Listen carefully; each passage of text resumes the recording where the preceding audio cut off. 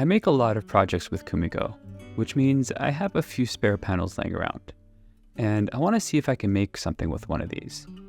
I found this panel, which I think will be perfect, but before I can do anything with it, I need to glue it together. The joints in this panel are a bit tight, so I'm being very careful taking it apart so I don't crack any of the pieces. I'm also keeping track of which piece goes where, so I know which way it goes back together.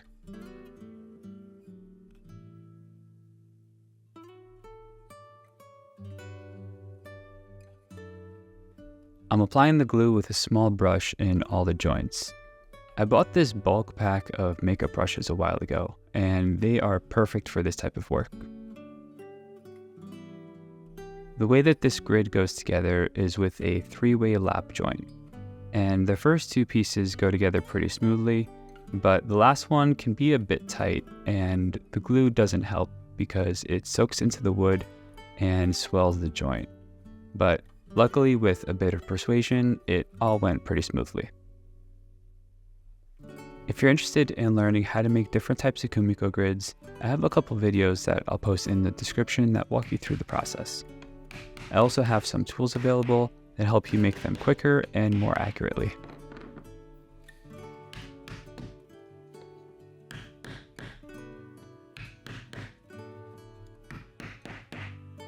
I want to cut this panel into 4 pieces, and I want to try to cut this middle strip in half.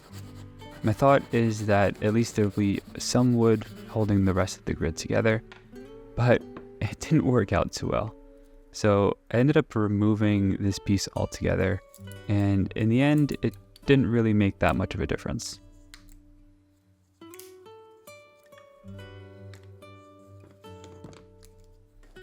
I'm cutting off these extra tabs on the ends of the grid, and if I didn't glue the grid, these would need to stay in place to hold all the pieces together.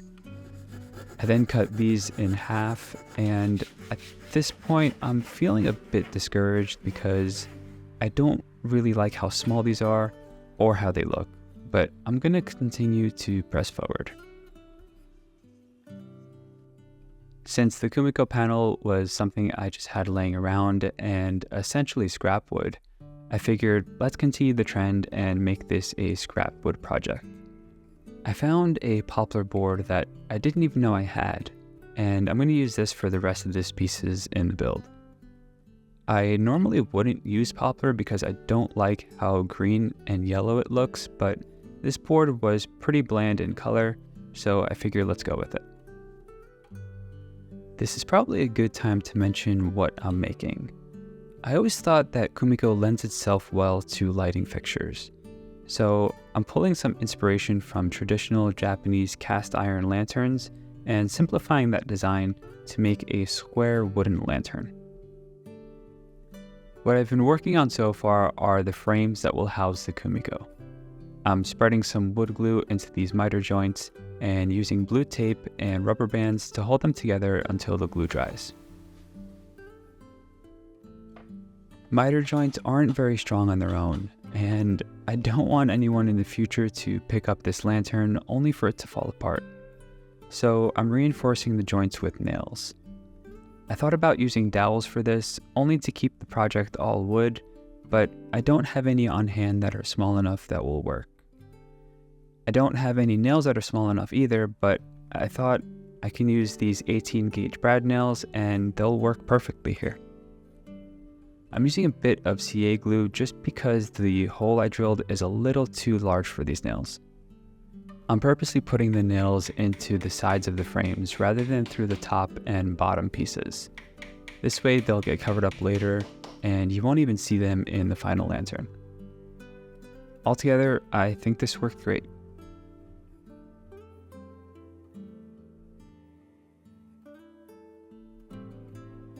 Normally, I would sand to flatten and smooth something like this, but I want to get some more practice with my hand tools, so I planed these frames smooth and couldn't be happier with how they turned out.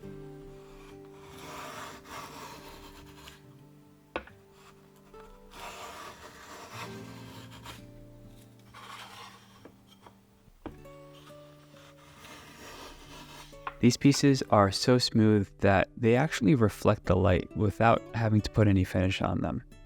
This is the difference between a planed piece and a piece that's sanded at 220 grit.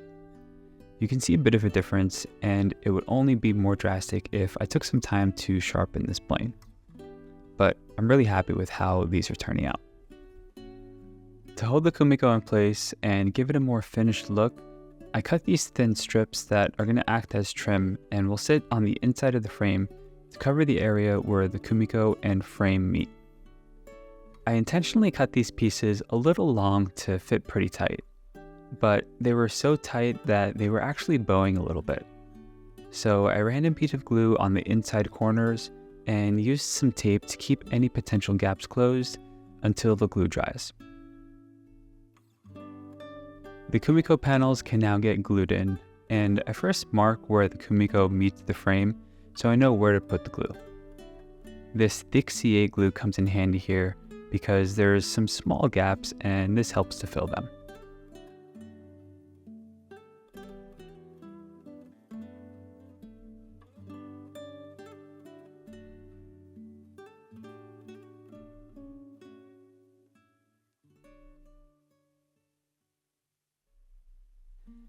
With the frames all done, I'm moving on to the legs. And I'm cutting some square stock from that same poplar board. I have a specific design in mind for these legs. I want them to be straight with a small flare at the bottom that acts as a foot.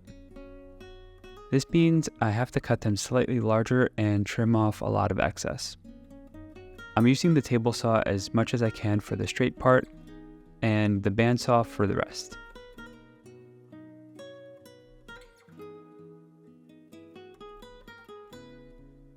It's been a while since I've changed this bandsaw blade, and I am pretty past due for a new one. So it was a bit tricky cutting this out and getting a clean cut, but that just means I have to do a bit more sanding than I normally would.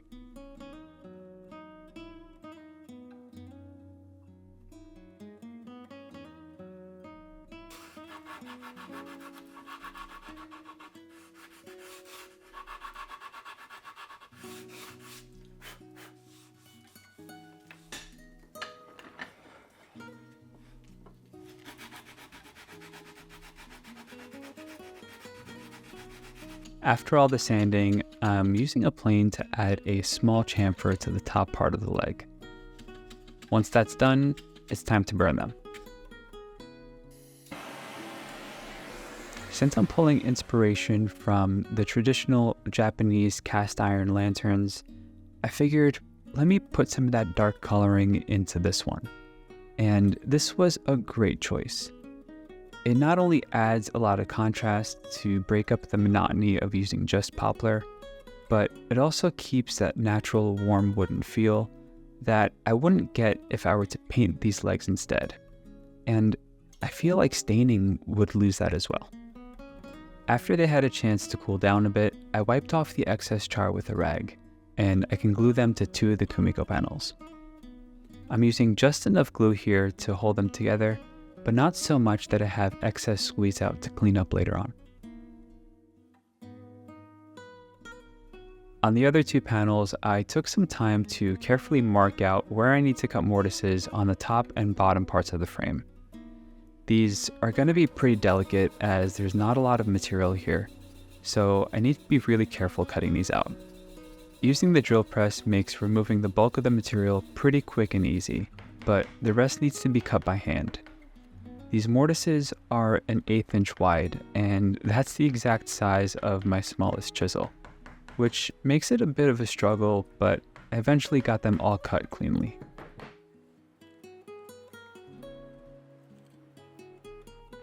Now I can apply the double-sided tape that will hold the shoji paper. Shoji paper, also known as kozo paper, is traditionally used in shoji screens in Japanese homes.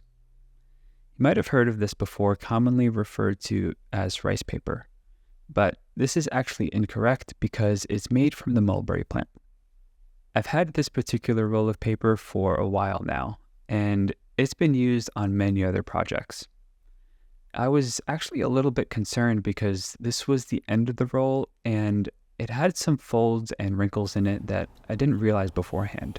so I wasn't sure if I had enough to cover all 4 of these panels.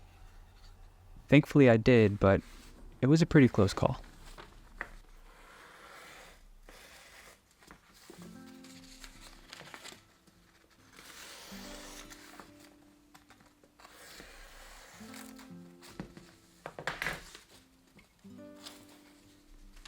With all the panels covered, the paper gets a light spray of water. Once this dries, it shrinks the paper slightly, which makes it taut behind the panels. At this point, all the work on the panels are completely done, but there are a couple pieces left to cut to complete the lantern. This kinda can use a bit more sharpening, but I'm getting great results. I bought it used and just finished restoring it because it needed a lot of work. I followed a video that Chris from Cowdog Craftworks put out covering all the steps and setting up and maintaining a kana. It's a great resource and I'll link it in the description if you're interested. These pieces are going to be the top and bottom of the lantern, which the handle and lights will be attached to. I'm cutting tenons using a crosscut sled on the table saw, but I'm going to finish them up by hand.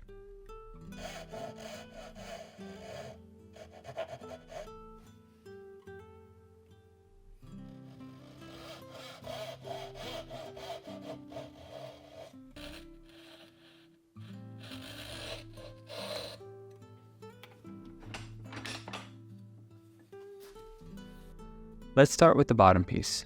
I'm marking its center so that I know where I can drill out a pocket that will fit a dowel to hold all the lights.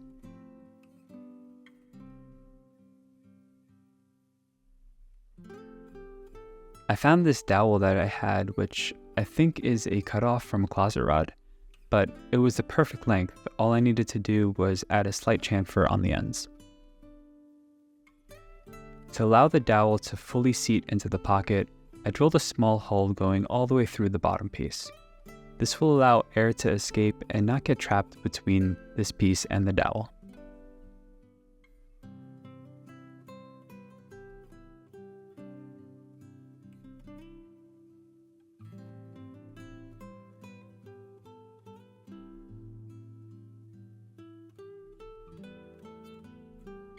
While that's drying, I'll work on the handle.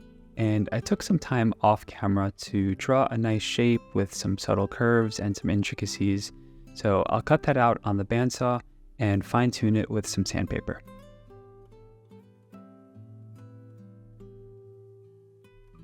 I drilled 2 holes into the bottom of the handle and a set of matching holes in what will be the top piece of the lantern. Before attaching the handle though, I want to do a cord wrapping, and I want to do this in a way that doesn't have any visible knots. I'm starting by running a cord down the length of the handle and looping it back to the end that it starts from.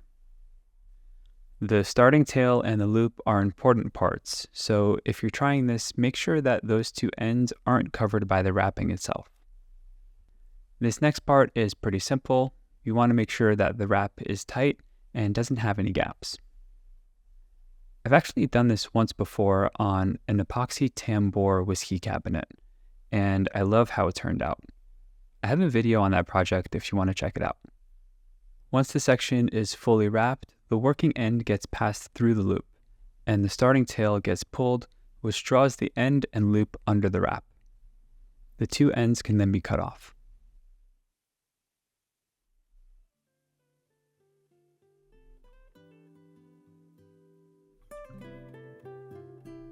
I've been holding off putting this lantern together because I thought it would be easier to attach the handle and lights before I did that.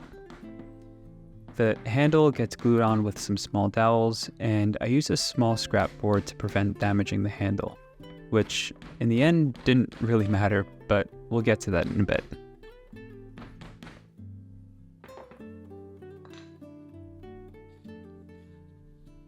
For the lights, I'm using a 19-foot long strand of fairy lights wrapped around the dowel. I originally thought that this might be too long, but they ended up giving the perfect amount of glow. These fairy lights also have a built-in timer that automatically turns on at the same time every day and stays on for 4 hours. It's a pretty nice feature. Now I can finally put all the parts together, and I'm starting by gluing the top and bottom pieces into the mortises.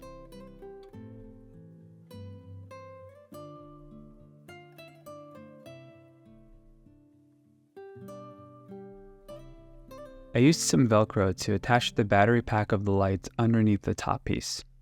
I thought this would be a nice place to hide it, but I ended up moving it underneath the lantern just to make it more accessible. Now I can glue on the other two panels, and I started by adding glue on the sides of these pieces. And I thought I can glue on these two panels at the same time. I was being pretty careful with the glue until I did this. Some of you might have caught that, and if you didn't, we'll catch it together.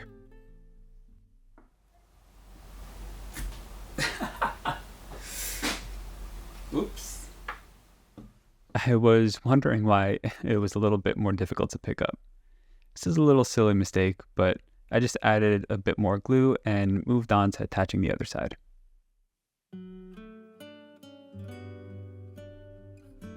I used some rubber bands just to hold everything together until I get the clamps in place.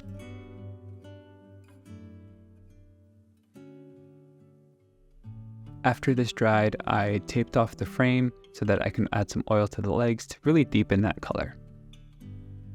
And then I realized I don't like the handle. It was too small, so I ended up making a new one that was a bit longer, and I burnt this one to match the legs. After oiling it, I did the same cord wrapping, but this time I used a peg to hold the looped end, which worked out really nicely.